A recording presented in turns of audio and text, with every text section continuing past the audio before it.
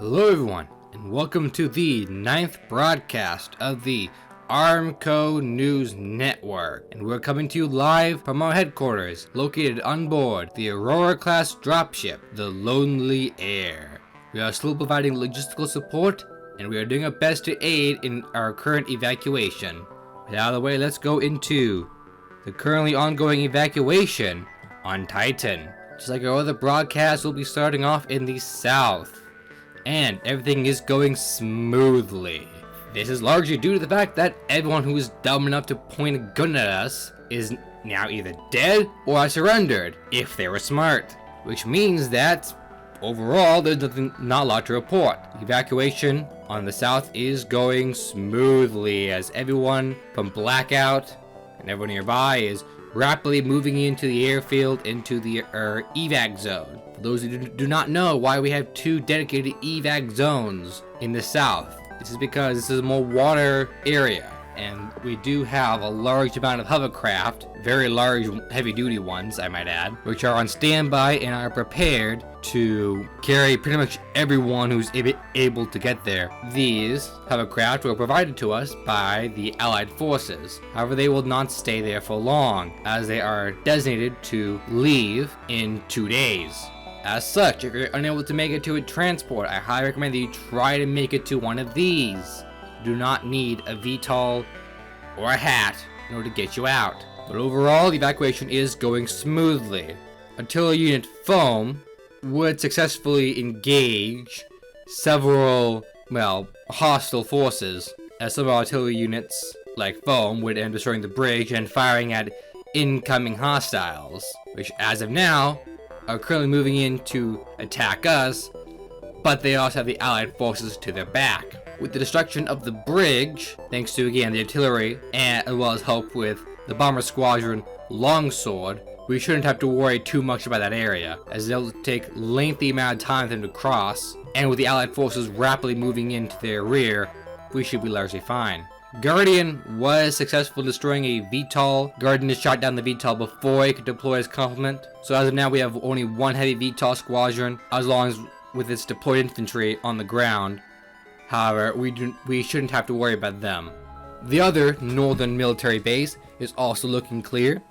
With the area and sky clear, the evacuation of that AO is currently ongoing, as transports are either being loaded up or personnel are heading to the evac zone, where the heavy-duty hovercraft are working overtime in order to facilitate the mass transportation of all our military forces in the AO. Overall, things are looking good. It also helps that Beach Bunny, the little hovercraft currently being controlled by, Rabbit, is also looking good, with personnel being loaded up, and that is being prepared to leave at the Citadel. Everything is green. Our personnel are, as of now, rapidly loading up into the VTOLs, like Andromedon, Foehammer, Foxbat, and Iron Hammer, while our heavy-duty air transports, Party Bus, and Hot Seat are, of course, loading up pretty much everyone else. We do have several aircraft that are still in the AO, but with the skies clear, everything looks green, so they will not be holding on there anyway. At the northern military base, evacuation is still currently ongoing, as our transports are, as of now, still loading up. VTOLs and our hats are rapidly loading everyone as fast as they can, as evacuation is being planned. The radar over there has detected a large fighter squadron consisting of a total of 5 hostile squadrons. However, based on their movements, they had no ammunition, so they are at 0 risk. We don't know where they're heading to, but they're most likely going AWOL, because they probably know that they've lost. So their best case scenario, they're probably just leaving. Worst case scenario, they're still leaving. Either way, we don't have to worry about them. The only fire squadrons that are in the AO and are designated hostile are all out of ammunition and are all leaving. So all hostile fire squadrons are considered to be a non-risk factor. The only major incident would be, of course, at the VTOL facility. This has been a rapidly ongoing operation, very bloody. Yet against all odds, we seem to be, we kind of won in a sense. As of now, Abby, Tabby, and Saber are still engaging hostile forces. However, intel indicates that they will be, for all intents and purposes, they will not be leaving. Thanks to the light vehicles, they will be going as fast as they can to the evac zone. Best case scenario, they will make it in 2 days. We all hope they succeed. Fighter Squadron Regium would succeed in destroying a VTOL squadron, possibly most likely they have to dodge incoming AA fire. However, the biggest news story of this area would of course be that Fenrir and Lothcat would escape, but they would not escape in the way everyone thought they would. Turns out that they were the VTOL facility after they finally cleared it. The VTOL facility had a bunch of VTOLs. Bunch of more stealth-like ones, smaller, but they would get the job done. Didn't matter what they were in the end. What we did know that they did have the ability to evacuate Fenrirs and Lothcats. Only problem is, none of them knew how to fly. Fortunately, this inability to fly was thankfully mitigated by the multiple combination factors of they had the training manual lying about in those choppers. They also had a quick, easy tutorial, which our guys ended up speed watching in order to get to the parts they desperately needed. All while contacting any local squadrons, basically going, hey, so how did we fly this thing? All while gunfire and explosions are ringing outside. So, are they qualified pilots? No. Did they have the bare minimum training?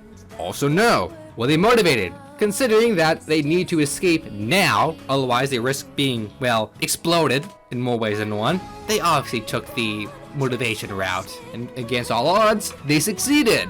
We don't know if they have not a pilot helping them or not, but we have confirmed that they have successfully escaped. It's amazing, but they did it, everyone. They escaped. That's pretty much it for today. There was not a lot of events going on, except for the few combat and, again, mostly the evacuation. We are now putting up a list of the ones who have currently evacuated. We're not getting a full shout out yet, as we did in the Haven and Lucian broadcasts.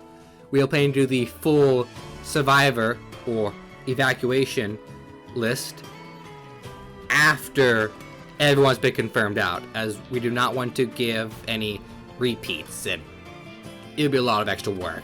So, thank you everyone who has successfully evacuated. Hopefully you guys can all warm up, eat some good food, and chill.